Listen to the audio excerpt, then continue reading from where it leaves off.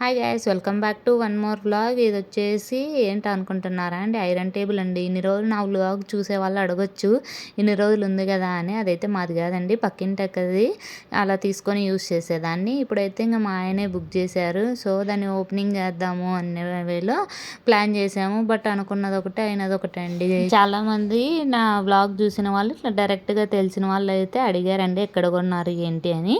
So ఇదైతే మా ఆయనే బుక్ చేశారు కదా, ఓపెనింగ్ వీడియో చేసి అలా లింక్ ఇద్దాంలే అన్న వేలో ప్లాన్ చేశాను. నాకంటే మా వర్షి ముందు ఫుల్ ఎగ్జైటెడ్గా ఉందండి, ఓపెన్ చేయాలి ఏంటో అన్నట్టు.